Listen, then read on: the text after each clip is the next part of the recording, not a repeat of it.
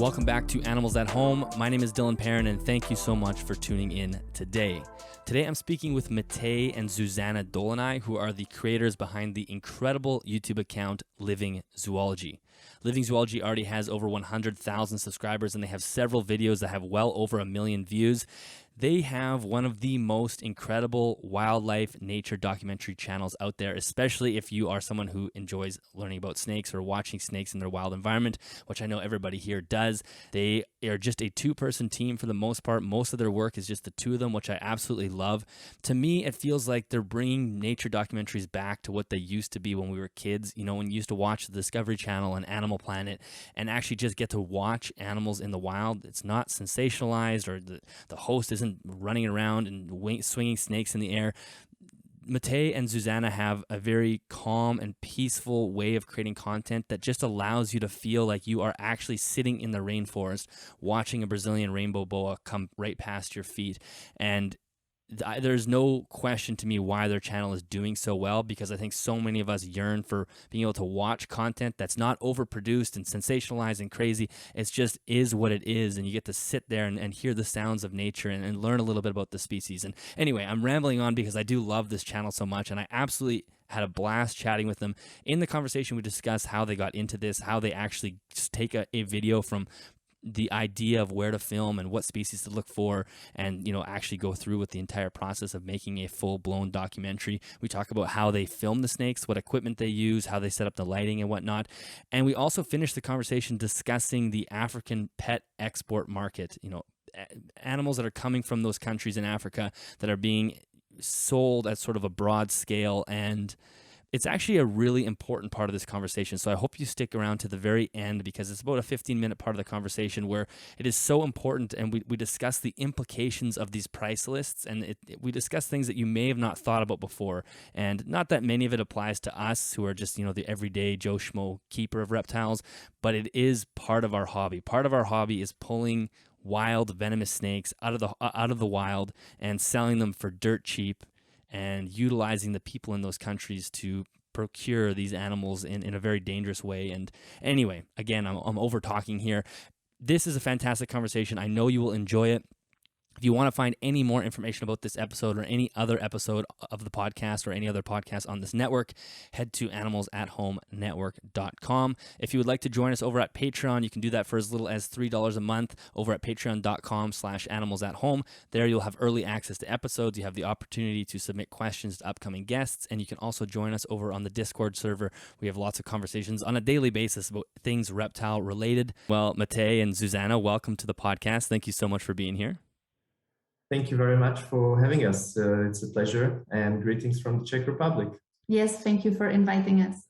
You guys have one of probably the most unique YouTube channels out there, and fascinating. And I'm so glad to see how well it's doing, because it's just this amazing quality content. And I don't, maybe I'm not familiar with how the documentary space looks on YouTube, but I really do think that you're one of the main players as far as, independent documentary nature films, and they are amazingly well done. And I cannot wait to get into it. I know so many people who keep reptiles or are just interested in reptiles use your videos to, design enclosures, or just, to learn more information about the species that they enjoy. But so why don't we just start with, where did the passion for wildlife come from? Maybe we'll start with Zuzana, and then we'll go to Matej. Mm-hmm. Okay. So first of all, thank you so much. Sorry to interrupt you, but thank you so much. We really are so happy that you love our channel, and it's amazing that so many people watch our videos. We are very honored by that. Good. No, it's a pleasure to watch. Thank you very much. Because it was very different how my passion and Matej's passion started. So it's good that we can say separately. Mm-hmm. I'm from a, I would say, biological family. My father is also a biologist, scientist, but he's interested in birds mostly. So I was into nature from very early childhood with my parents. And it was very natural that I started to love nature and animals, because it was very normal in our family. So that's it. And I was more focused on birds also, like my father. but then we met and it changed a lot. But I was not into reptiles or snakes before, but I loved all animals since I was very young. And Matej, what about yourself? So yeah, I'm coming from a very different background. So first of all, actually, I was born in Slovakia, and I spent 20 years of my life in Slovakia. Now I speak both Slovak and Czech languages. So we actually met in a way that I went to study zoology at the university in the Czech Republic, and that's how we met. And I'm coming from a family where basically no one is like interested into animals and nature too much. But since I was probably like 3 years old, I was absolutely fascinated by dinosaurs and reptiles, and it just stayed with me for my whole life. And of course, I was really into nature, and I loved all animals. But for some reason, reptiles were just the most fascinating group of animals for me. So when we actually met and we started to think about some project which we can do together, the idea was to try to film and photograph all wild animals we can find. But I always thought that I wanted to focus our work on reptiles and especially snakes. And I had to agree. Was it hard to convince you, Susanna? You were already in the bird world. Did you have to work to get fascinated with reptiles, or did it kind of just come naturally? No, it was quite easy. Yeah, I really like all animals, so it doesn't matter so much for me if we are taking pictures of snakes or birds or mammals. And then as far as education goes, so did you both finish a zoological degree at the same university, or where did you go education-wise? Mm-hmm. Yeah, we finished a master's degree in zoology, both of us. And me, I decided not to continue for PhD, but even during our master's studies, I decided to study also education, or I'm not sure how to call it correctly in English. It's like education in biology for high schools. Yeah, so I got also a master's degree from education. So that's it. And I decided to focus more on education and work with kids than on actual science. So that's why I didn't continue with my PhD. And what about you, Matej? Did you finish, or Matej, sorry, I told you I was going to do this, say the wrong name. No, it's okay. Yeah. So did you finish your master's and then continue on school, or did you call it there for school? Yeah, so I continued doing my PhD studies. So the thing is that especially, if you want to do a research project, let's say on reptiles, it's not so easy because it depends on what kind of supervisors you can find at different universities and so on. And there are not many herpetologists in the Czech Republic. The same applies for Slovakia, and I would say, it's just not such a common topic in terms of zoology in Europe, I would say. So for my bachelor's degree, I was studying white nose syndrome in bats. For my master's degree, I was working on hybridization of black and red kite. So with my father. Yes. Oh, cool. His father was my supervisor. Oh, wow. He's a professor at the veterinary university here in Brno, Czech Republic. But then I got a chance to have actually finally a herpetological topic for my PhD. So for now 7 years, I was studying paddle frogs in Central Africa, phylogeography of paddle frogs, certain model species. And tomorrow, or maybe day after tomorrow, I will be probably submitting my dissertation. Oh my So gosh, let's congratulations. say, thank you. So probably at the beginning of next year latest, I will become a doctor of zoology, I hope. Amazing. Yeah. That is really cool. Let's talk a little bit about the YouTube channel, Living Zoology. Before we get into the history and whatnot, I'm just curious, where does it fit into your life right now? Are you both, is it your main focus, or are you both doing other work as well? Obviously, Matej, if you're doing the PhD work dissertation, that's probably taking up a lot of your time, but is Living Zoology just a fragment of your day? You start. So I start.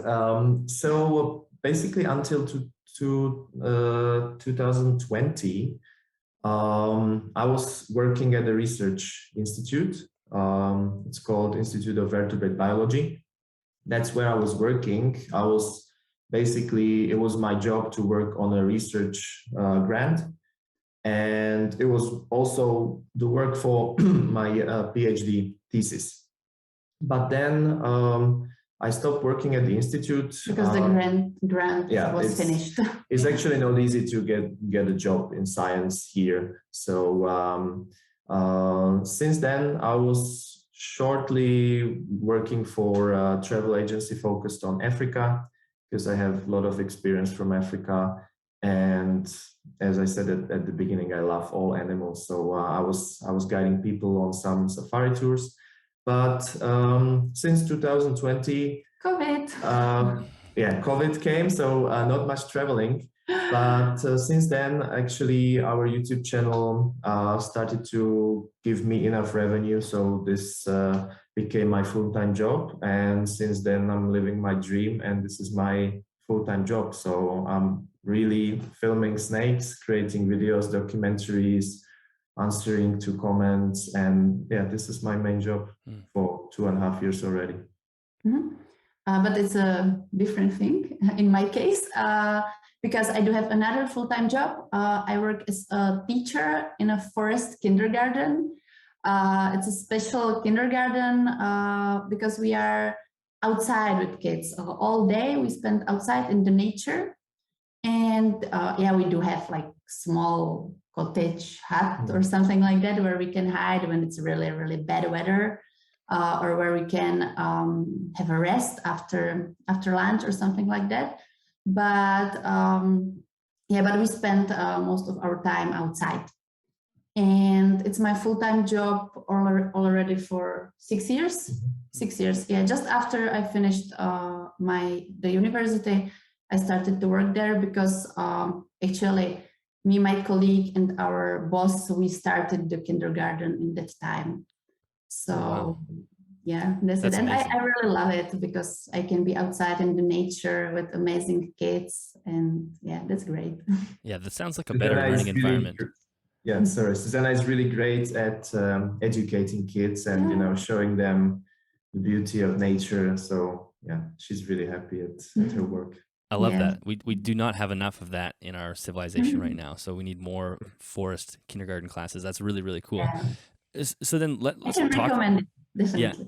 Yeah. I don't know if there's anything like that in Canada, but I mean, a big portion of the year it's hard to get outside, but still being outside and out of the classroom, everything's boring, is probably super good for the kids. So that's really cool. Yeah. So then, as far as when Living Zoology started, you guys both have this incredible fascination with nature and wildlife. So that is obvious. But folding in the skill of being a documentarian and filming and editing is a whole other ball game. So how did that? Did you guys have a background in filmmaking or anything like that, or how did the idea come about? So not really.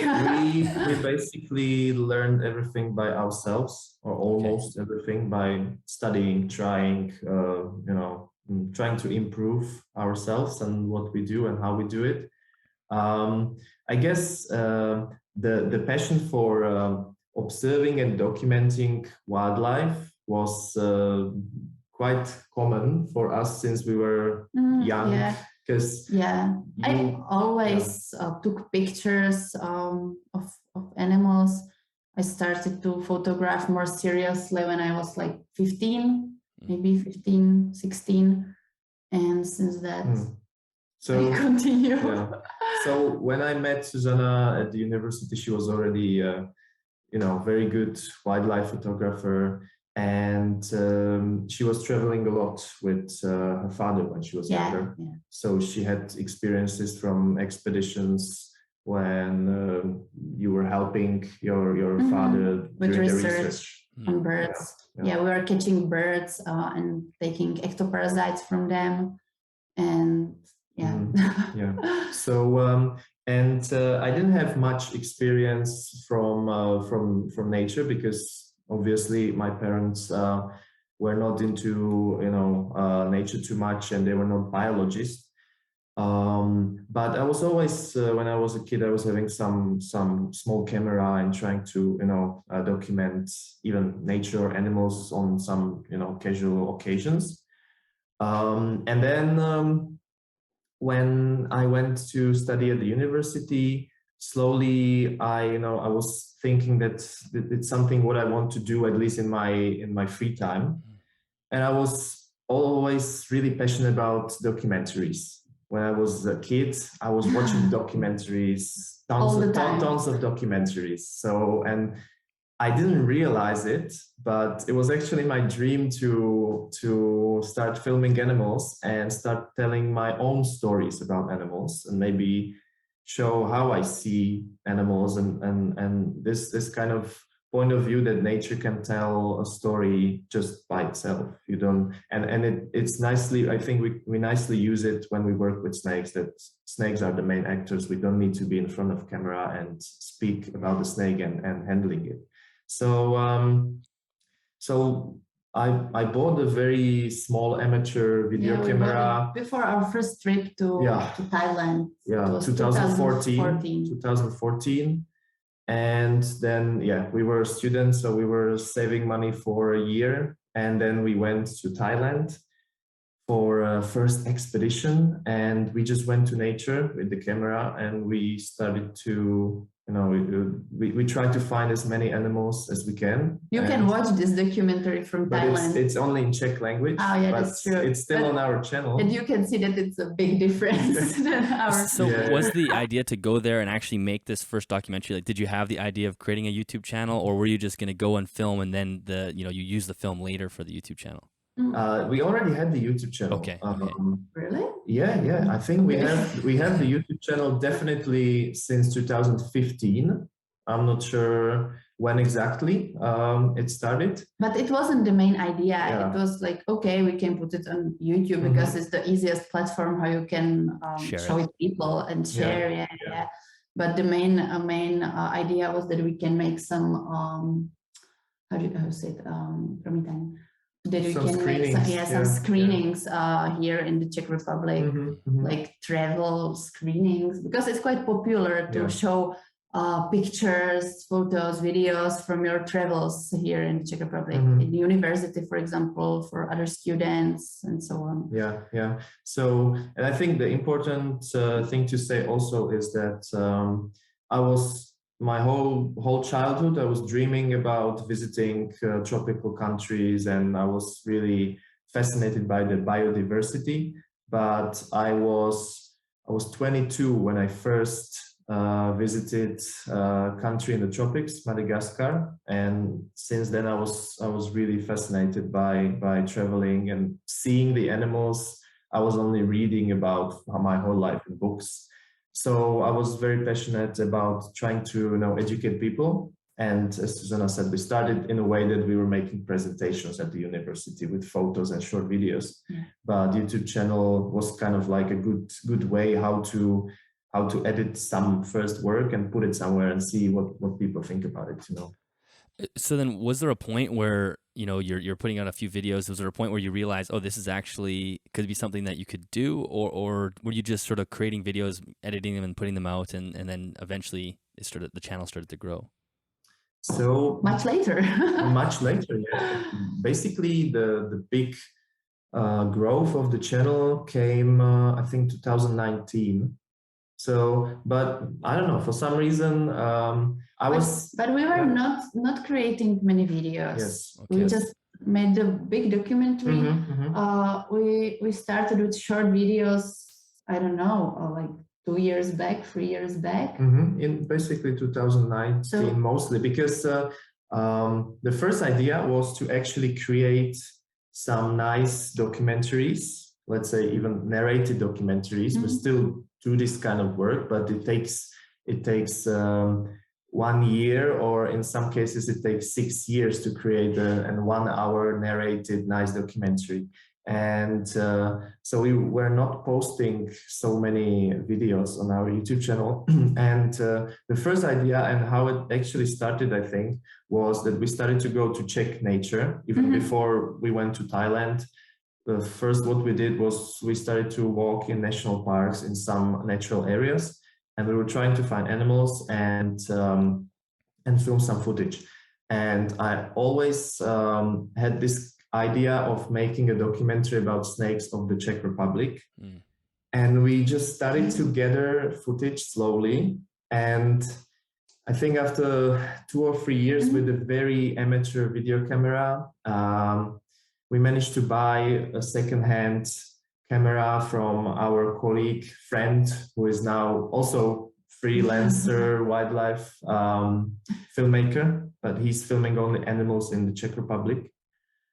So yeah, we had a little bit better camera, and we were still gathering footage of 5 species which live in the Czech Republic, but also we wanted to show the behavior. And so it's like days and days spent in the nature every year.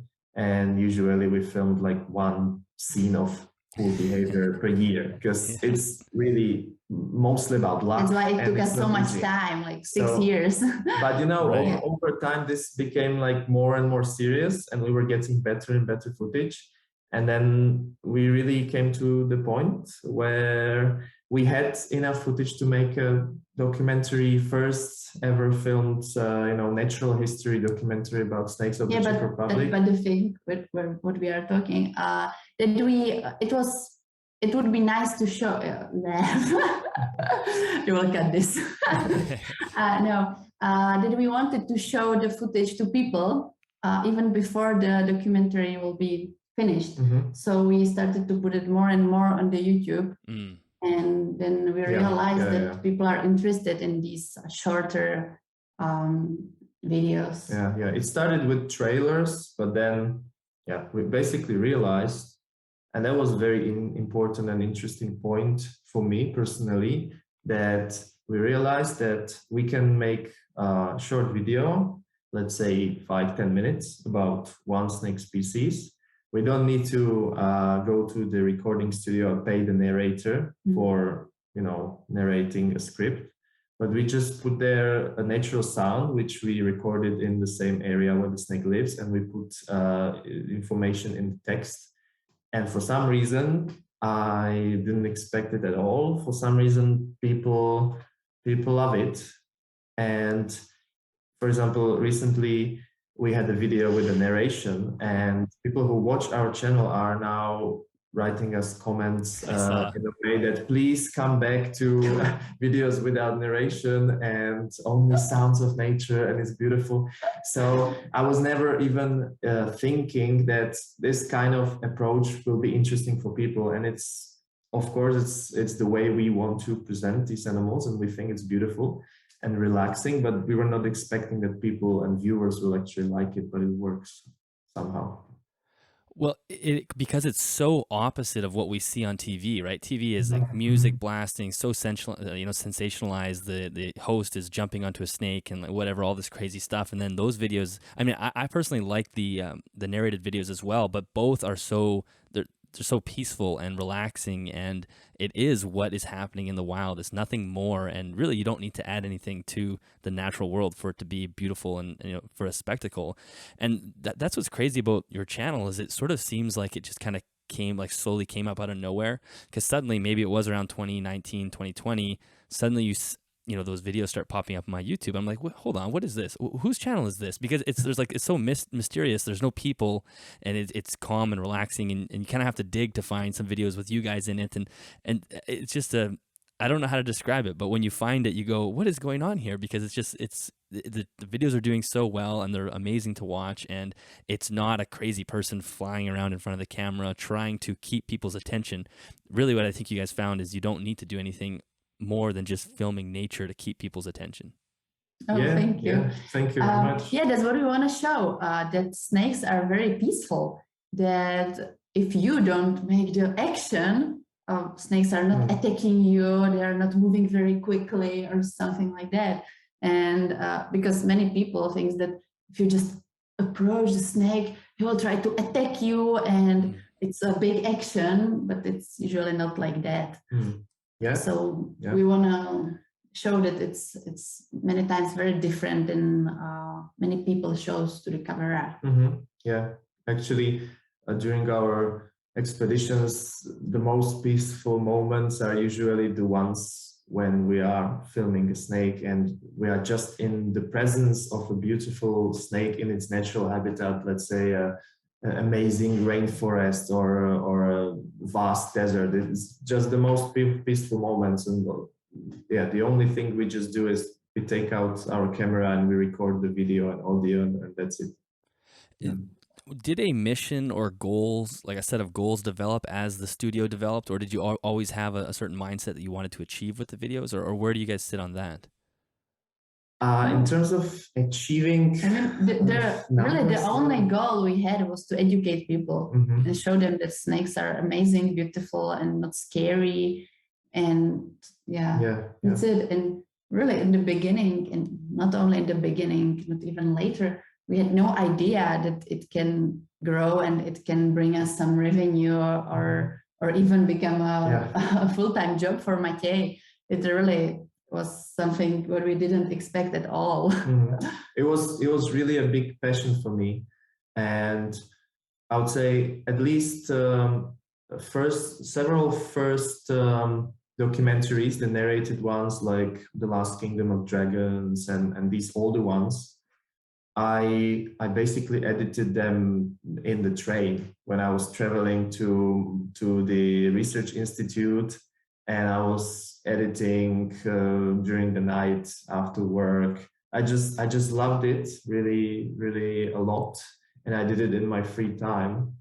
And yeah, the truth is I never had even an idea that this can become my job. It somehow came at the right time when the other jobs which I was doing basically stopped. So this is really beautiful for me. And still the main goal is to educate people and show people how beautiful snakes are and how peaceful they are and so on.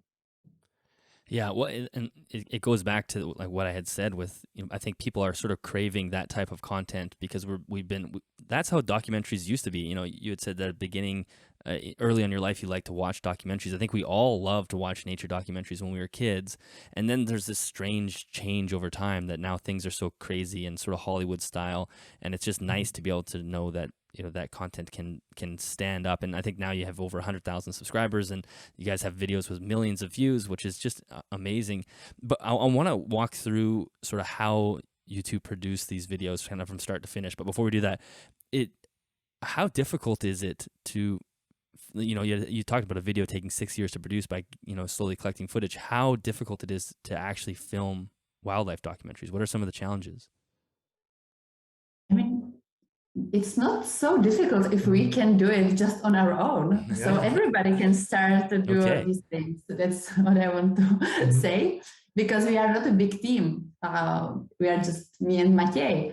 So, and still we can produce quite a big, I would say, nice, maybe, documentary. So it's really, the motivation is probably the most important thing. Right. And hours of work at home then also, which is not so much fun as the part in the nature. And that's the most important thing. Of course, it depends on what kind of documentary you want to film, or which group of animals you want to focus on.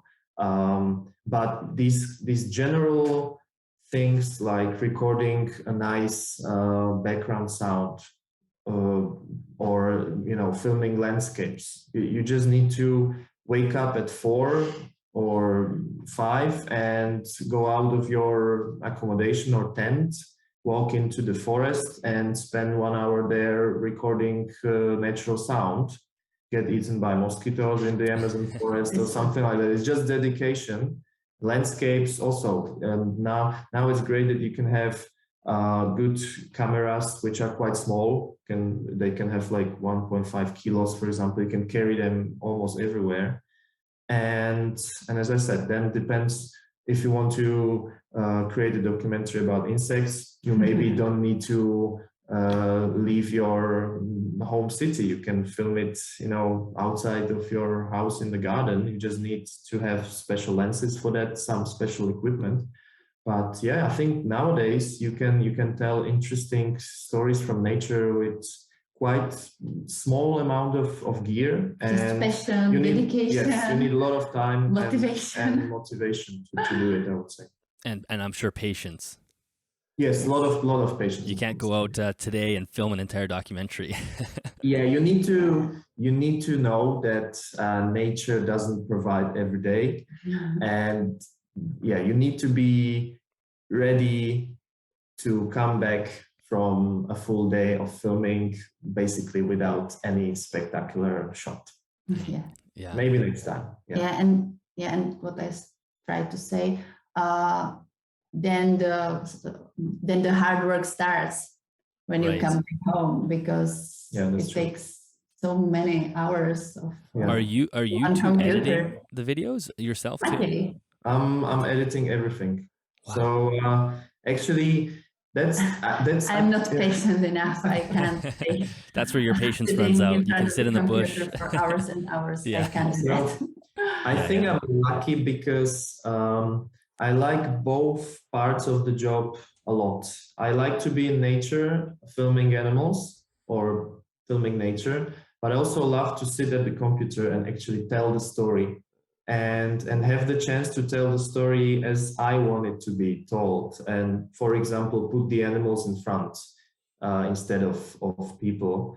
So, and I love it. So and I'm kind of an old person who works during the night. So when I'm really into my work, sometimes I go to sleep at 3 a.m. and I'm just happy that I did what I love. And so when I work on the big documentaries, it's usually around one year of work. So yeah, and I do basically everything from the beginning: editing, coloring. Then I write the narration, I write the script. Sometimes I write it in Czech first, then we translate it with the help of some of our native speaker friends. And then the only thing which is then I come with a lot of critic. Yes, and Susanna is usually my critic, and she reviews every video, and she has some good ideas. So then I make changes, and so on. Yeah.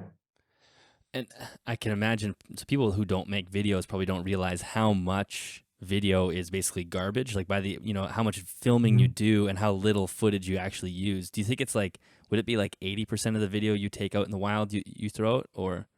It depends. It changes over time, because now when YouTube is my full-time job, I tend to film much more, because I know that I will use some footage for the big narrated documentaries, but then I want to have a lot of footage for example, shorter videos about one snake species or some behavior, or even behind the scenes. We also film behind the scenes now.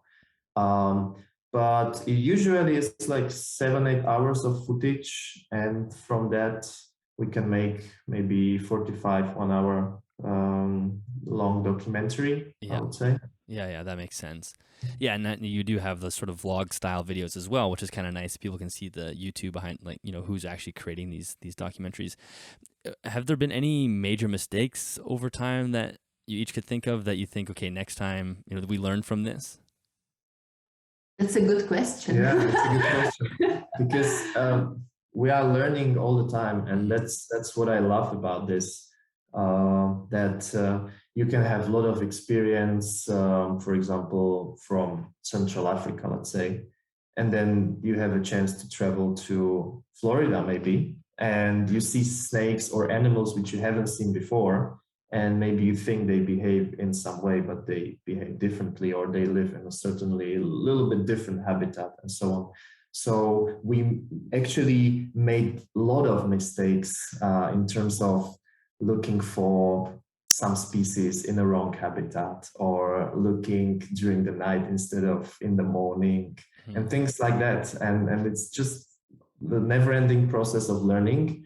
You have to be careful about moon. It's a for example, very special thing we didn't know before. Moon cycles make a big difference, for example. During the night. Yeah. So now, we are planning our trips, and we are even checking moon cycles and things like that. Because if the moon is big, then it's a lot of light outside, and animals are not coming out because they feel threatened. Yeah. Especially in deserts where there's no forest coverage. So these are like small things which we are learning on each trip, and it's great to work with local people, and with someone who has experience with species from that particular country. So that's why we always love to work with some local people, or we have a few people in our team, and we share experiences.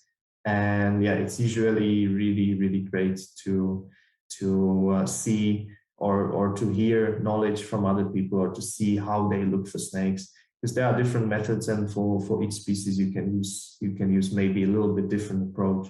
So we are always learning. And for example, these days I'm studying locations in Florida and trying to understand when and where will be the best time and way how to look for certain species, and so on. So I'm excited before every trip. Yeah, but I'm still thinking if we made some serious mistake. I don't know. I don't know. Probably not. So I did see the car crash from the Costa Rica trip. Oh yeah, but maybe it was. No, that's an unavoidable thing sometimes. No, but it was a bad coincidence because it was during night and it was raining, and there was a hole on the side of the road, and it was not visible at all, and it put us into how do you call it?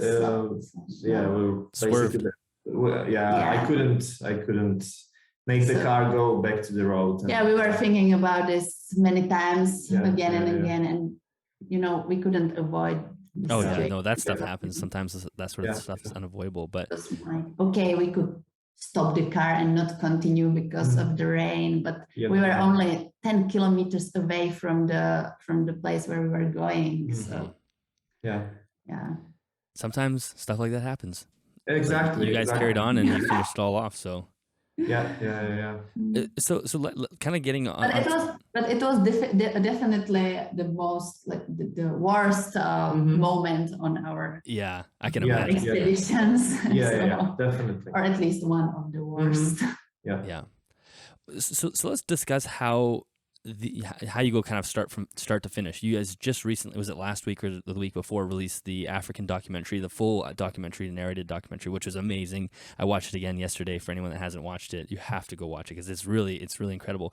And now, are you in between videos now, or do you have ideas, or are you editing a video right now, or are you just getting ready to go collect film to go again? Maybe you can first explain how is it with the big African documentary? Oh yeah, so it's not the final version yet. Oh really? Wow. Because it's without music. So now it's going to be divided into 3 episodes: snakes from deserts, savannas, and rainforests. And it's without the music because it takes a long time to get the rights for the music from the music studio. So we did this already with the Desert of Rattlesnakes, that we released, the documentary without the music, and it was a shorter version. Not all the footage, but most of it. And so next year we hope that the full version, which will be together, it will be 1 hour 15 minutes documentary, the longest we ever did, with the post-credit scene and things like that. So that will be online hopefully next year. And is that you're just gonna post that whole thing on YouTube? Have you considered, having that so people could buy it? Yeah, we considered many things. I mean, I don't know. In terms of like having a documentary on YouTube available for people to buy it, if I'm correct, this option is still not available for people from the Czech Republic. Okay. And otherwise, there's not, not much interest from TVs or anybody, and still now we have the audience on YouTube, and our goal was always to educate people about these animals and maybe change the way how people think about these animals. And already I'm thinking that maybe we have bigger audience here on YouTube than if we sell the documentary for to a television and they maybe play it once or twice. And it's accessible for free for people all around the world. So even people from those African countries can watch it and educate. And that's what we wanted. So it will probably be free for everyone on YouTube. Well, it goes back to the mission of educating, having a spot for people to be educated about these species. So that's really amazing. I can't wait to see that now. So now so that's kind of on the back burner, slowly working, and I imagine that there's other projects in the works. You talked about Florida. So how does it work? How do you decide the next location or the next group of species? Is this just like flip through a book, or do you have somebody that asks you to do something, or what? I think first of all, I would say that our little advantage in this work is that we come from biology background, zoology background. So and I have to say I usually have a plan for like 1 or 2, 3 years ahead. COVID a little bit changed this because my plans were, for example, Australia and countries where you can't travel for 2 years. So we learned to change plans and actually go somewhere where we can go and film footage there. We were very opportunistic. we learned to be opportunistic. But back to the biology background, it gives us, some interesting ideas about, for example, let's say animals with convergent evolution, or for example, snakes with convergent evolution, or a project about, for example, rattlesnakes of Arizona. So because we are zoologists, we know which animals live in which habitats, in which parts of the world. And I think it brings new ideas about what kind of stories we can tell and where we can tell them. I basically have a goal of filming most of the important venomous snakes from around the world. So this is the mission which we have. And it's not a big target. It took a lot of time, but now basically Australia is missing for us, and we are going there basically from the USA. Okay. So we are going to the USA now and then to Australia to film a big documentary about venomous snakes of Australia. How long will you be there? 2 months. Yeah, it will be 1 month in the US and 2 months in Australia. I took non-paid vacation from my kindergarten for 3 months. So this is the longest trip. This is the longest trip we ever had. And I'm already preparing videos now. So we have some videos in our channel during the time when we will be, in the nature filming and so on.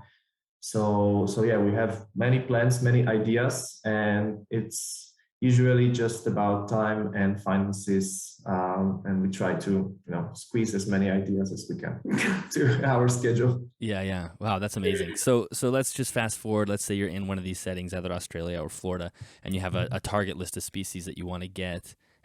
What's the next step? Like you said, you're both zoologists, so you know where these animals are probably existing and probably what time of day they're going to be active. But then it's one thing knowing where they are, and another thing actually capturing them on film and getting decent shots. So how do you bridge that? You walk and walk and walk and walk. And usually in a bad weather, and it's a lot of mud everywhere, and it's raining, or it's very hot or something. That's the normal, usual part of that you never know if you will find your target species. That's why it's basically a very risky job, because you have certain story, and let's say when you go to Australia, one of the main targets for your documentary are taipans, for example, and those snakes are not easy to find, and it's the same with like mambas, king cobras. We usually have very different and difficult target species to find. So first of all, we do a lot of research about locations. So locations, you can try to contact some people from the countries where you go. You can always see if someone is interested to work with you and help you to find certain species. And again, it's much more easy now for us because we are well known. We can show our work, and people are quite open to work with us. So it's great. Sometimes it's even surprising for us that people are willing to share some secret locations with us, because hopefully they saw our channel, they know that our mission is to find those snakes, film them, release them, and educate people about these animals. So on every trip we are cooperating with someone local.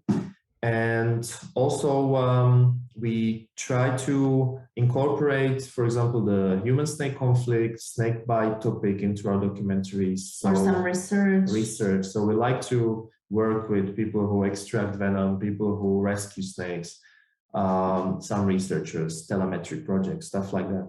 So that brings us to local people who help us, and they usually become core members of our team. And then, as we said before, you need to study the right season for the snake. You try to go through different, sources online. And again, we have a small advantage that we have access to many research papers. Some journals, they don't have open access, but through the university where I'm still, a PhD student, I'm able to basically access almost all research papers. So that can help a lot also. I would say those are the most important things. But essentially, when you arrive to a location, to a spot, it's a big game which starts, and it's up to you how much effort you put in. And we try to find our target species, and sometimes we go into the mode that we sleep 3-4 hours every day for a week, and it comes into, we call it hardcore herping, where we road cruise until 2 a.m. and then if you want to film some snakes, then you go to film snakes straight away. And then I go to sleep at 4, but I want to wake up at the sunrise to have beautiful light for another snake. And it goes like this. It's sometimes not easy, but we are really passionate about this. And that's how it usually works.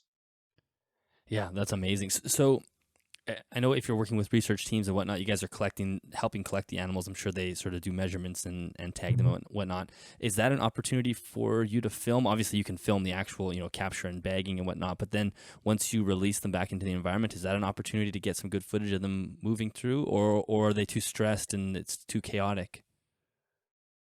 I would say it's usually a good chance to get some footage. Of course. Yeah. And for most of our those basic videos or basic footage, we have to capture the snake.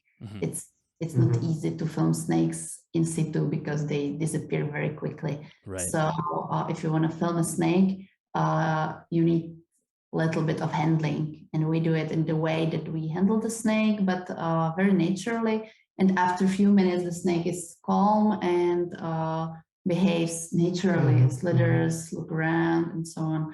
So that's what we want to film, the natural behavior, of course, but you can't do it without catching the snake. Or you can, of course, we do have also many behavior shots or behavior footage when the snake is eating or mating or something like that. You can't touch the snake in these moments and you have to film directly. But if you want just some details or movement, we have to work with the snake a bit.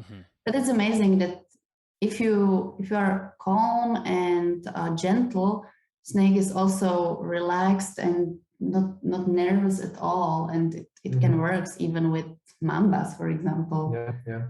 So when we film some research project, it's usually a video focused on the research project or a scene about the research. For example, when you have telemetry projects, you can't remove the snake to a better location where there is a little bit better light, for example, because you will compromise the data. So then it's just about getting what we can. But as Susanna said, the core part of our work is that we find a snake, and if we can, we work with it on the spot, or we catch the snake. And for example, next day in the morning, if we find it during the night, we find a proper nice area and spot where we will work with the snake. And it's good for safety of the snake and safety of us, because working with the venomous snake is obviously very dangerous, and mostly we find snakes in the places where it's absolutely impossible to work with a 2 meters long bushmaster, for example, dense vegetation and so on.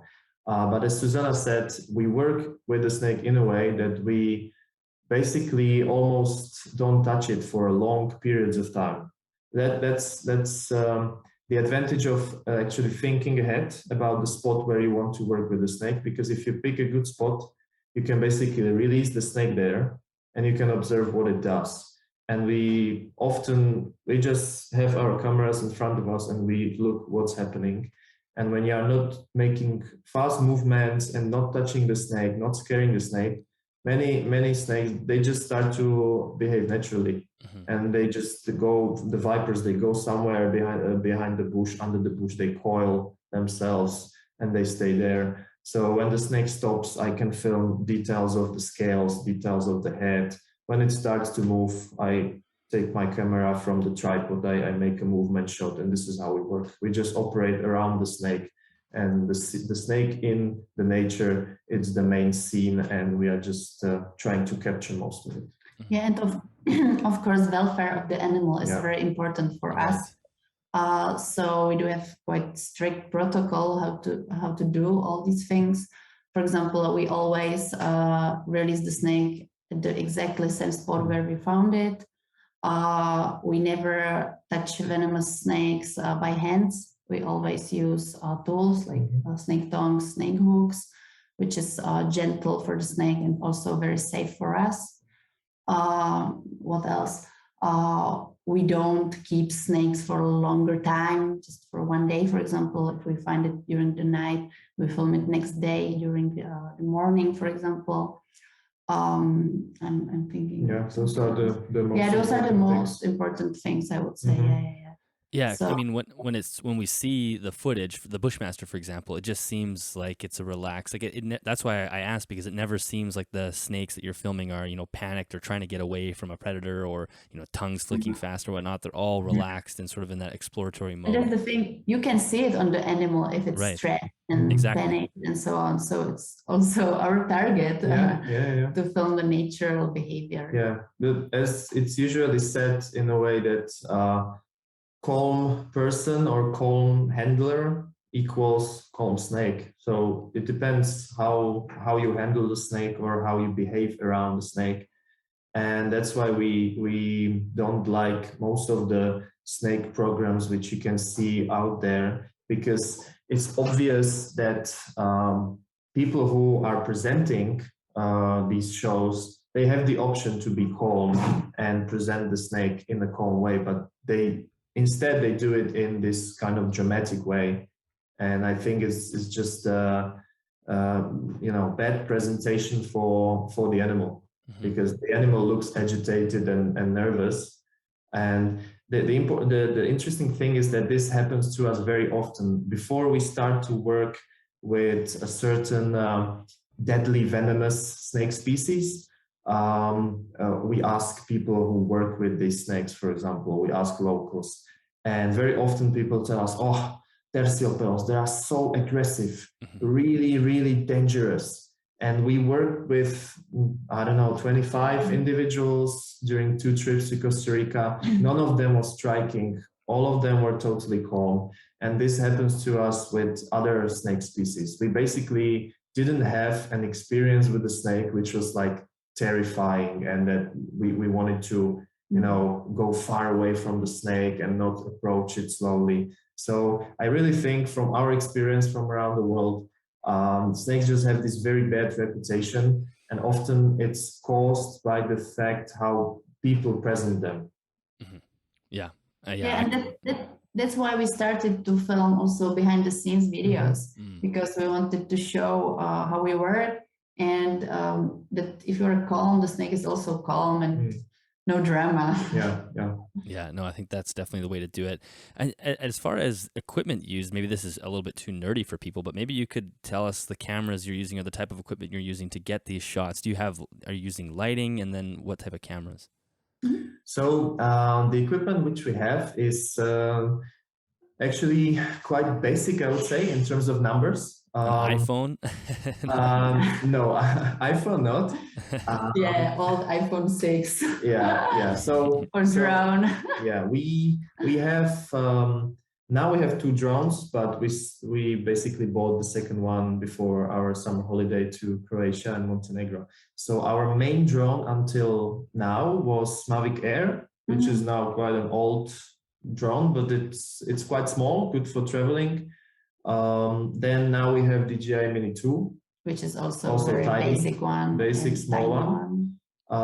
And then our main camera is Canon GX10. It's a small, let's say semi-professional, probably, in terms of the price and what it can do. But interesting thing is that it's really video camera. It's a video camera. It's not it's not a camera, but a video camera, because we don't like, for filming, you don't like changing lenses, because you have to be very flexible. If you film venomous snake, you in the same moment need to make shot of the scale, some details, for example, and then the whole environment, and it would be difficult to change lenses in the time you are working with the venomous snake. Exactly. It's also a matter of safety, like changing lenses all the time and having a cobra in front of you. It's not the safest thing to do. But that's how we do it for pictures, because usually we do in the way that Mathieu films and I do take pictures. So and for pictures, photographs, we use Nikon D750. It's also nothing special, I would say. It's also like semi-professional, mirrorless. Just a DSLR or a DSLR. And we do have five lenses. 300 millimeter stellar lens, and then macro lens and wide angle or wide lens for wide angle shots. And we use flashlights and some other things, but nothing real special. And for filming, also behind the scenes. Yes, but I want to, of course. We do have another camera, GoPro camera for behind the scenes. And but for filming in the night, we usually use lights. We use LED Lancer headlamps, which are really good, not only for looking for snakes, but also for filming, because they have like anti-flickering something. So it's a good light also for filming. Yeah, it's very strong, so we can recommend this also. Yeah, before we had different lights for filming, but you still have to hold it in your hand. And now we have our head torches, and both hands are free for operating the camera. And when I'm moving the head, when the snake is moving, I'm basically, lighting the whole scene. And so it's perfect, and it works well. Yeah. And this is basically everything. And then, tripod for video camera. So, which is like a normal size tripod. Let's say maybe when you compress it, it's like under meter. So we usually travel with big backpacks, and we put there tripod, snake hooks, snake tongs, and flashlights and all these things. And the cameras, drones, or the smaller things, when we are on the location already, we can put all of these things into a small backpack. We really don't look like a film crew or something like that. We look like normal tourists when we have all our things in our small backpacks, which is good sometimes. Which is great. Yeah. Do you each have a favorite moment or a favorite footage that you've captured? I'm not sure if you each have a separate one, or is that too hard to choose from? What would you say? I'm sure. I really like our documentary from the Czech Republic, Snakes of the Czech Republic, because there are many moments from the life of snakes, many like behavior things. There are few hunts, and also mating and male combats and other things like that, which I like, because it's not easy to get these shots. That's the one which took 6 years. Yeah. Okay, I'm glad that's your favorite then. Yeah, and it's also nice to show something from our nature, because we do have only 5 species of snakes, but we want to show them, and even those 5 species are nice. So I like this, and so you continue maybe. Yeah, in general, I'm always extremely happy to film some behavior, because that's the best thing. Yeah. And I think the desert of rattlesnakes was a very important point in our career. So I like this documentary because I think the story is quite powerful, and we have nice amount of species there. And it was the first documentary where we used our drone, our current video camera, and all this equipment. We could buy it thanks to a support from one Czech bank. It was not support. We won a competition about the best project or something like that. Yes. So.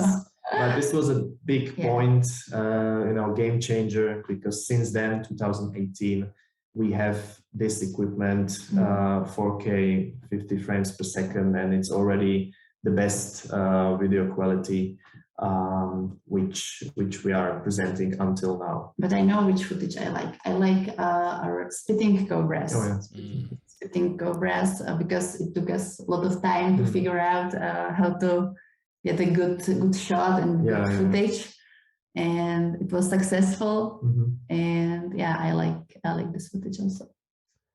Yeah, it's pretty amazing. It's having upgraded equipment, I'm sure, makes a big difference, and that stuff is not cheap, especially when you get into actual video cameras. I know lots of YouTubers are using DSLRs for their filming, like you said, changing lenses and whatnot. But really, when you actually want to get into real video camera work, a video camera is what you need, and they're not cheap. But it's actually cheaper than normal camera with lenses. Oh, really? Yeah, exactly. Yeah, really. Actually, Exactly. these semi-professional Video cameras. Canon video cameras, I think many people don't know about them, or I don't know. But for me, it's like a hidden gem. These they are. It's not like really. I would say we were never very rich people because we went to, study zoology or work. Susanna works in education, so maybe we are thinking in a little bit different, scales in terms of the prices. But I would say it's really, in general, the video camera is not like super, super expensive. And it has, for example, ND filters built in.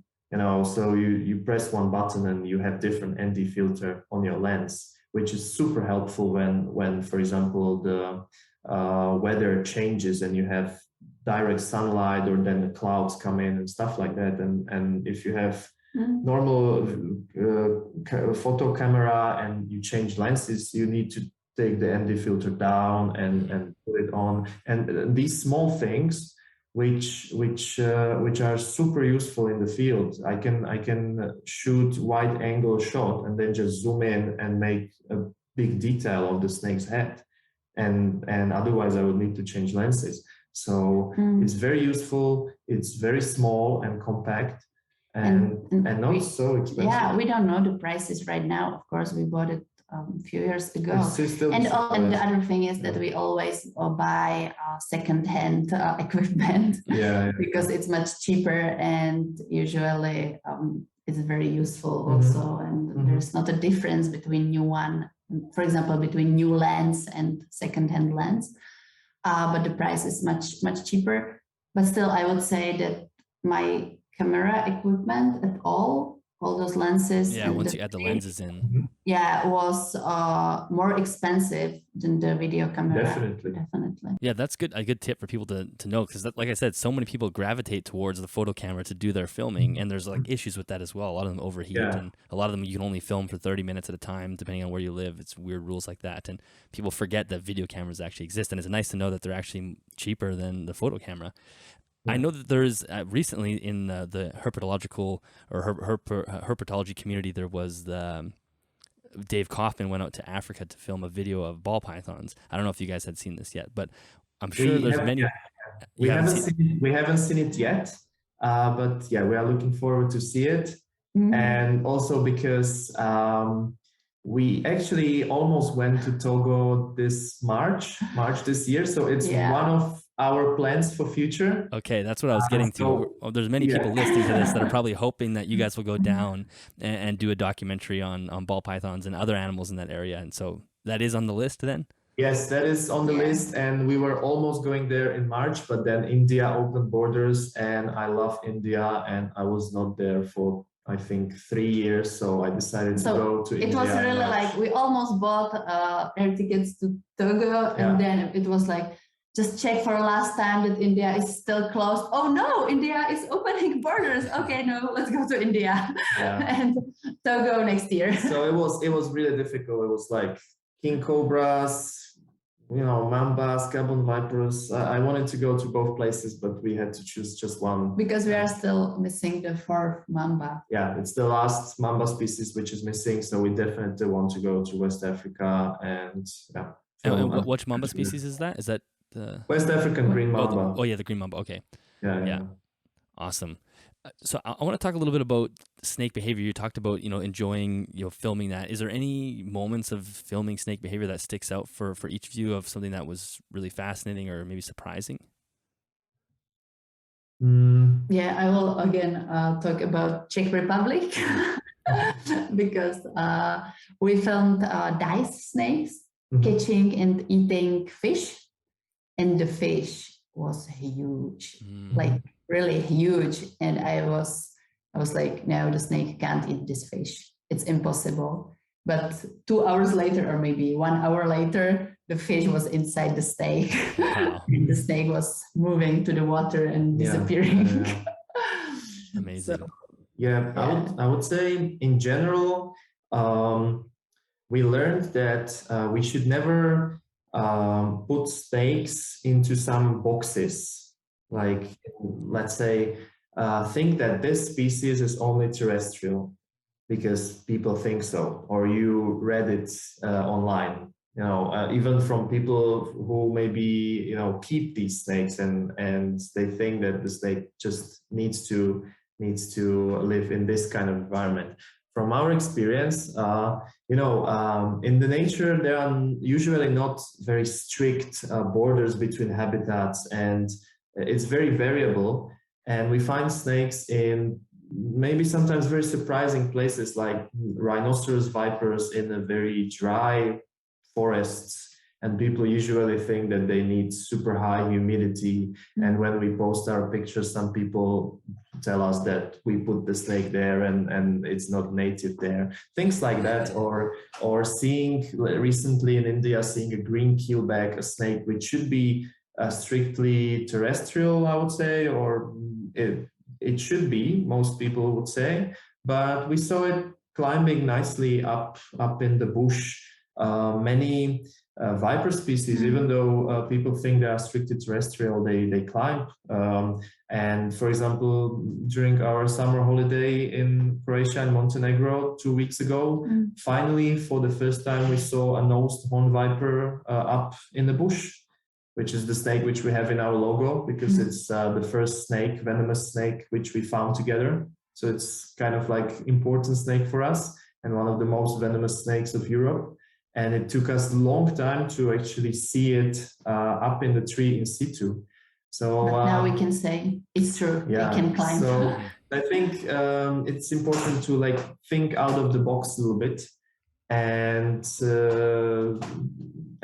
just observe the animal. And sometimes you see very surprising things. And for me, even if it's this tiny thing that the snake is climbing and I thought it's terrestrial, for me it's already a super interesting thing to see and observe. And that was going to be kind of my next question, but you answered it, is talking about keeping some of these species in captivity. Is what are some things that you can learn from the wild? And I'm not sure if either of you you've kept snakes in the past, but maybe not now. Is that right? We have 4 snakes. Yes. Oh, you still do have. I was thinking with all your traveling, maybe you don't. Oh, so you do have snakes at home. Yeah, we do have 4 snakes, 2 ball pythons, like a pair of ball pythons, milk snake, and beauty red snake. Red snake is the English name. Okay. Yeah. So we have these snakes for quite a long time, and we usually travel with them to schools, and we do educational workshops for kids.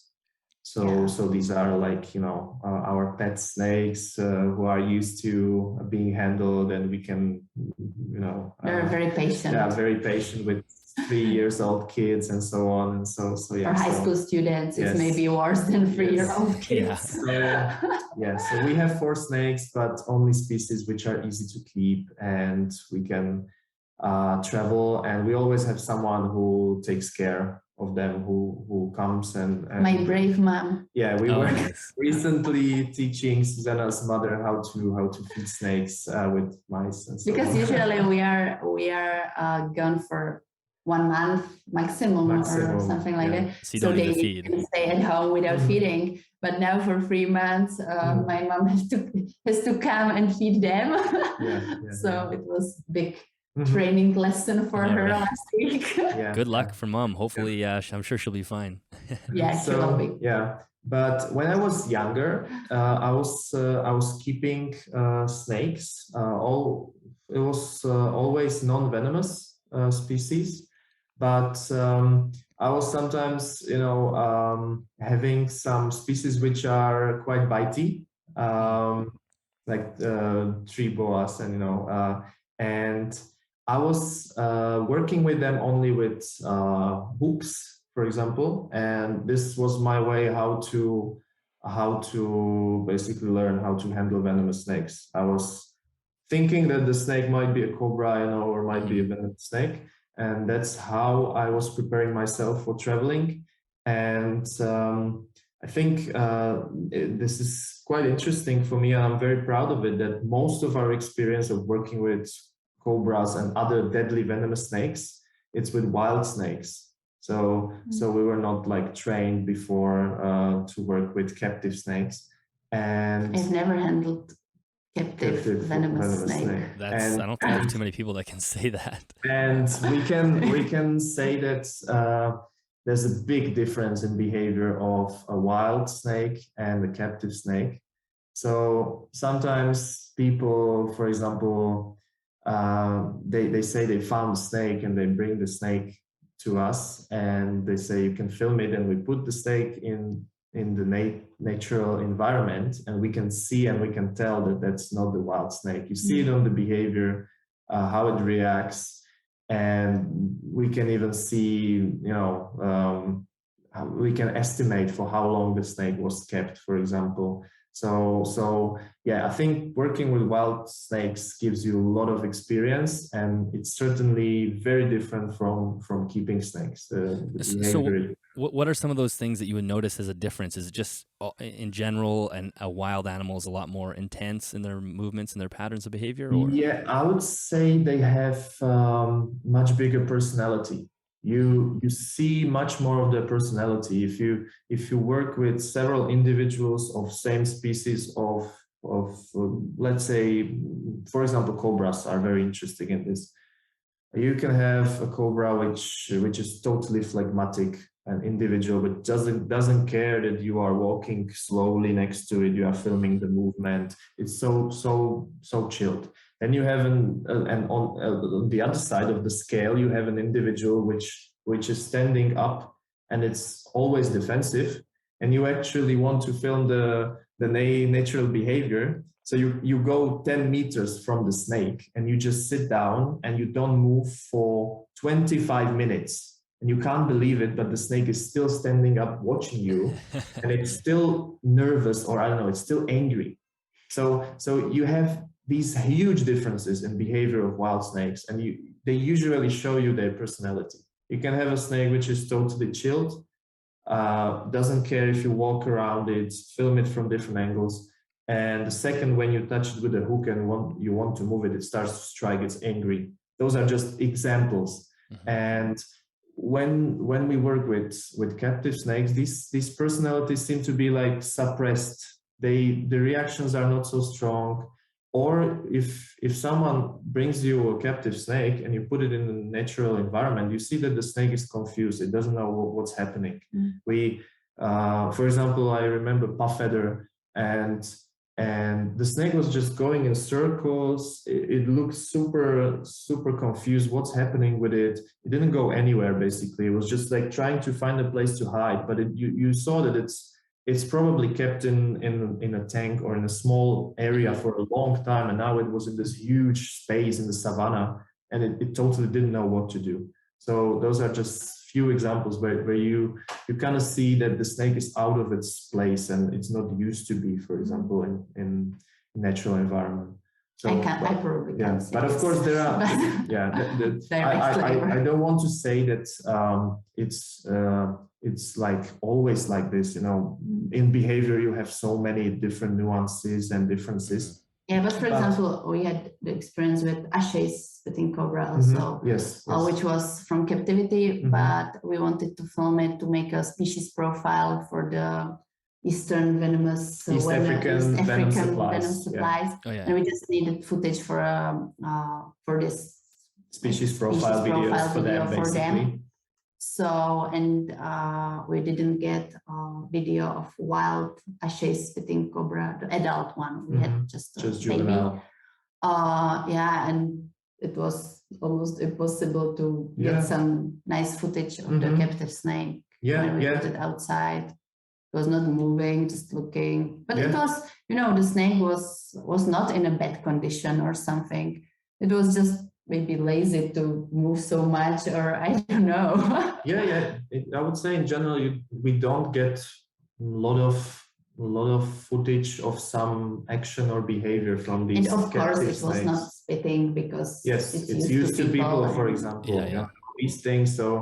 So, but I can imagine if a snake lives in a small tank, it doesn't need to move, it doesn't need to forage, it doesn't need to actively think where to hide, where to find water. So I guess it somehow changes maybe, you know, the way the animal thinks, and it's just more chilled. Okay, maybe. Yeah. So that's why we love to film wild snakes. Yeah. So are there things from the wild environment that you see that you think people who are keeping captively should implement? Like I think you kind of mentioned it, just having more, you know, more broad enclosures rather than just like pigeonholing a species to a single environment, or is it enclosure size, or are there anything that you think that when you see a captive enclosure, you think, okay, people are kind of missing the mark here? Yeah, I would say in general, the biggest enclosure you can have for the snake is the best, and trying to provide as much variety of habitats, let's say, Okay. but maybe different temperatures, because we see that snakes they move a lot during the day. You know, in the morning they go to bask somewhere, but if you come to the spot 2 hours late, the snake is already gone. It changes the microhabitat, and also when we look for snakes, we for example, you go to the rainforest of Peru and you do the same thing for 10 days. You go to the rainforest and you look for snakes for 5 days during the night. For 5 days, you find maybe one snake per night. One night you don't find any snake. And then you have a night where you find 7 snakes. You find 2 bushmasters in one night. Something is definitely different. And, you know, those things might be not even visible for us. It doesn't need to be humidity, temperature. It can be some barometric pressure. It can be something else, some combination of factors.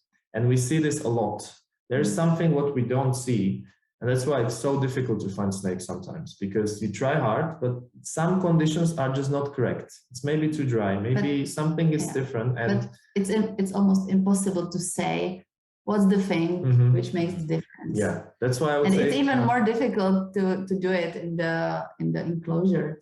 It's So that's why I would say the bigger diversity of spots, places, hiding areas you can give to the snake, the better, I would say.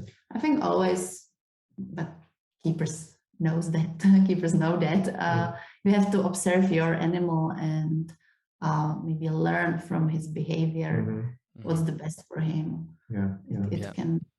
And what I think might be interesting for keepers is to watch our videos and try to see the habitats, because we always try to show the habitat of the snake. It's very important for us to show where the snake lives, and most of our videos start with the drone shot coming into the habitat. So maybe that might also help keepers. And we are always happy to discuss what we saw, you know, or what kind of vegetation was at the spot and so on. Or they can travel and see the snake in the natural environment, which can also help. And I think it's also nice feeling to see the same animal you have at home in the nature, and then you can make the nice enclosure and so on. Well, I'll be redoing a couple of boa enclosures this summer, as well as my rainbow boa, and so I'll be going through those videos. I know you have a short video on each of those, so I'll be going through those with a fine-tooth comb and just kind of like looking for different aspects of that wild environment. And that's what's so nice about the videos, is it gives us a window into that, and we you know, we want to be striving to replicate that. As we wrap up here, and there was a couple other things that I wanted to talk about. One thing we had kind of mentioned when we were messaging back and forth was the African exports. This sort of ties into the captive trade, and so what is your experience in that world? Because I think many keepers, especially in North America, don't realize how prevalent that is, and how much animals are still being pulled, I think needlessly pulled from the environment to supply some sort of bizarre pet trade that we don't need. I mean, I always say to people, get yourself on an exporter price list if you want to see some bizarre things. You know, get these Excel files with all these different species that almost nobody should be keeping. I shouldn't say nobody should be keeping, but definitely not the average person. And the prices are always insanely cheap, like Gaboon Viper, $30, you know, different species of monkeys and whatnot, like very strange. So what is your experience in that area? So yeah, we have a lot of experience with this from Africa. From Uganda mostly. Uganda. In many African countries, it's still legal. That's the important thing to say. That for some reason, worldwide, we are already conserving mammals, birds, flagship species. But for some strange reason, I can't understand it. It is still totally legal to export snakes or reptiles in quite high numbers. And of course, you need permission. It's yeah. not like everybody can export it, but there are companies with permissions, and then they can export those animals legally. Yeah, so that's the thing that many keepers. We were speaking with some speakers. We even visited Snake Day in Houten in Netherlands, which is a big snake expo, and there's a special room for venomous snakes. We were speaking some keepers who saw our documentary from Uganda, and these people they for example buy 10 individuals of, let's say, Gabon vipers, and they know that five of them will die, so that's why they buy more. And it looks like they don't realize that these snakes are becoming very rare. They live in small forest pockets, isolated small forest. So we saw all of this. We saw how snakes are caught out of the forest, which is shrinking. It's small, it's isolated, and these snakes go to Europe, or they end up in enclosures of keepers. And especially when we are talking about species like Gabon vipers, which are not like super rare in captivity, and you can buy a captive individual. But for some reason, keepers, they want wild ones, and we can't do this forever, because those snakes are becoming rare and their habitat is really shrinking. So that's what we also try to show, and it will be featured also in our next big documentary. And the change has to come from those keepers. Yeah. Because they still want those snakes from nature, and if they want them, then there always will be somebody in those African countries who will sell those snakes to Europe or US. We can't blame those people in Uganda, for example, or that's my point of view, that we can't blame those people who are walking in the forest and trying to get at least some money for their children and so on. So they are happy that they can catch the snake and sell it, of course. Mm-hmm. And also they sell it for very small amount of money. Yeah. But here, then you can buy it for quite a lot of money. Yeah. So not these local people are getting the revenue from it. Also, it's also they're not getting rich doing this. Mm-hmm. No. They're just getting by. They can be rich person. The person who is rich from this is the person who owns the company. Right. But not the guy who is walking in the forest and collecting those snakes. Yeah. So the difference or the change has to come from those keepers, and they have to think if they really need the snake from the wild, or if it's okay to have a Gabon viper from captivity, because nowadays many of those snakes are breeded. Yeah, they're breeding well in captivity. Yeah. So it's fine. And if the snake is not breeding well in captivity, then it doesn't make sense to take more and more and more from the wild, because if it's not working, for example, with rough-scaled bush viper, Ateris ispida, it's very difficult to keep the snake in captivity alive for a longer time. But all those keepers still want more and more of these vipers from the wild, and this snake is very rare nowadays. It's not easy to find one. It takes many days to walk in the forest and find one, and then if they find one finally, and then they sell it to abroad, and then the snake dies usually. Yeah, I think many keepers would tell you that it's great when a certain species is reproducing well in the captivity. I agree that it's great if we can have nice captive population of certain species, but the reason why we should do it is that we should have some reintroduction programs and put those animals back into their natural environment. And of course, first of all, we need to protect the natural environment so we can reintroduce some animals back. And this works with some mammals, some birds, there are some programs like that, but I think some kind of initiative like this is very rare in terms of snakes, and it's usually very difficult in terms of legislation also. And I think it should work like this, and then the breeding in captivity will be really valuable, and we can actually repopulate some areas where some species are already gone because of over collecting, for example, or habitat destruction, So if it worked in this way, I think it would be very, very good. But unfortunately, in terms of snakes, I don't know about any reintroduction programs. But still, it's fine that there are many snakes it's nice population in captivity. It's always, I would say it's always fine. And it's better to have a good population in captivity than nothing. But there still should be a good population in the wild, in nature, because it's the most important thing if we want to still have this species on this world, in this world. I know there are I know at least one.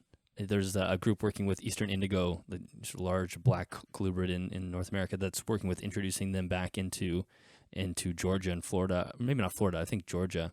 And I think it's actually going kind of well. That's with the Orient Society. And so there are some... Orient Society. I think we are going to spend one day there. So okay. I'm looking forward to learn more about this. Okay, awesome. Yeah, so you'll know more about it than me by the time you're done your trip. So I think they have some success doing that, but we do need more of that. And you're right, it is a cultural shift that needs to happen within the keeping community. I mean, most people listening to this podcast aren't buying $10 Gaboon vipers, but there are that is happening within our hobby and within herpetoculture. So it's something that needs to change. And also, I think how dangerous it is for these local Ugandans to be going out and collecting venomous snakes just because they know that they can get some money for it and they need money to put food on their family. But still, that's a dangerous, And it's also the responsibility of those keepers, and they are done thinking about it. We saw 12 years old kids climbing a tree to catch a Jensen's mamba by hands, of course, insane. And they do things like that because those people, they don't have money. It's difficult for them to get enough money for a living. So if they can sell a snake, it's a lot of money for them. A lot of money for them, and it's still not a lot of money for us, or how to say. And so they do it, and they catch those snakes by hands. They don't use any tools. They have wooden sticks at best, usually. And of course, they are scared, so they don't approach the snake nicely. Of course, welfare of the snake is not the most important thing for them. For them, the most important thing is to stay alive and sell the snake. Yeah, also, they often don't keep the snake in a proper enclosure. So you see snakes in enclosures or in the bags, which are quite rough. So you see snakes with damaged rostral scales, things like that. So when someone shows us a snake like this, and I see that the rostral scales are damaged, I know that the snake was kept for a longer amount of time in enclosure which is not proper, and I just immediately see it. And this is very obvious thing. The rostral scales if they are damaged because the snake is trying to go out and it's damaging the scales. Because the guy who finds a snake in the forest, he can't sell it immediately. He has to wait for the boss of the company to come, and it can come once a month, for example. So those snakes have to stay in very bad conditions for a long time. Yeah. And then it's obvious that they are not healthy, and also the shipping process is quite long, and yeah, so many of them die just even before they are shipped or during the before shipment. they are even sold to the company. Yes. Right. And so you just think, when you see a price list, for example, gaboon vipers, you don't, there's so much implication behind 10 gaboon vipers for sale. Like you don't know what that meant. That meant that, somebody could have been bit. That meant that the animal probably spent a month in a small kind of terrible enclosure waiting for someone to come pick it up. It could mean somebody could have died from a bite. There's so many things on top of it that are so unnecessary that you don't even think about when you see wild caught gaboon. Not that people are coming across that very often, but if, like I said, if you do get yourself on a price list, you will see things that will make your jaw hit the floor. And then if you add on top of it the implications of what that means for those animals to be coming in captivity, it's really horrible. Yeah, this is we are thinking about these things because we go into the situation that you come to a small village and you want to look for snakes around, for example, and you see people who are volunteering to look for snakes for you, and you see small kids, and then you are thinking, I don't want these kids to go into the forest and catch a gaboon viper for me, So I think many people who are just buying this captive animal, or no captive, who are buying these deported animals, they don't think about all these implications. And what I wanted to say is that many times also people sell snakes and they advertise them as captive, but they are actually caught in the wild. That's also happening. So I think it's very, very important and sometimes tricky to learn about the past of the animal. Where does it come from, actually? So I think, it's super complicated, and as you said, you said it perfectly. Many people really don't see what's behind of all of it. And it's always good to buy a snake from well-known source. Yeah, yeah, absolutely. From good, well-known keeper, for example. Do you know in which conditions the animal was kept? And yeah, you want to be able to trace the source back. And no, I think that's a really good point for us to make. So I'm glad that we ended on that note. Is there anything else that we didn't mention today that you guys wanted to say before we officially wrap up? I know. I think you were talking about many topics, and I'm happy that you are still interested. So I think it was amazing.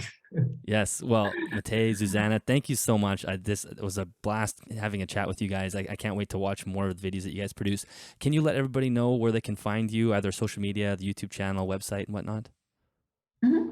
Of course, Living Zoology. We are on YouTube, Instagram, and Facebook. Yes, and of course, we will be very happy if people watch our videos, and if they are interested, they can become a member of our channel also, if they want to support us more. We don't have Patreon, but this is... Or they can buy a beautiful snake t-shirts I created. Yes. So we also have merchandise, so we have some t-shirts, and the snakes are made from our photos, or we have other designs, which Susanna basically created from our photos also. So we would be very happy if people watch videos about snakes, and if they want to learn more about these animals. That's our mission. If you have any questions, you can write us a comment or email. I answer to all comments and answers with some meaning. So we are also free. I want to say to people, feel free to ask anything about snakes under our videos in the comments. Awesome. Well, thank you both for your time this evening, but also, it was nice to meet you both. Thank you so much. I also want to thank you for doing such a great job on the content you're producing and bringing back that sort of wild feel to nature documentaries and allowing us as reptile lovers and animal lovers to see the wild world as it is. And I can speak for everybody, say we really appreciate that. So thank you both very, very much. Thank you so much for having us. It was really a pleasure to speak about our work with you, and good luck with your show. We really like it, and you have very interesting guests here. So good luck and thanks. All right, that is the end of that episode. Matej and Zuzana, thank you so much for joining me on the podcast. And like I said at the very end, thank you so much for actually producing such high quality, interesting content. I know every listener here, including myself, absolutely loves what you're doing. And it really does give us a window into the environment that these animals live in. We all have this deep passion for reptiles and snakes, and it's just so nice to be able to see what it looks like there and to feel like you're actually in those areas. It's truly amazing. So thank you so much. Listeners, if you enjoyed this episode of the podcast, make sure you share it on social media. That does really help. If you want to give the podcast a rating or a review on Apple Podcasts or Spotify, that does really help our visibility in those two apps. So that is greatly appreciated. If you're looking for more information on this podcast or any other, make sure you head to animalsathomenetwork.com. And I think that's it for this week, guys. Thank you so much for listening, and I will catch you next episode. Thank you for watching our video. If you liked it, don't forget to subscribe and hit the notifications bell. Or if you want to support us more, you can even become a member of our YouTube channel. You can also buy our merchandise. Link to our store is under the video in the description. Thank you.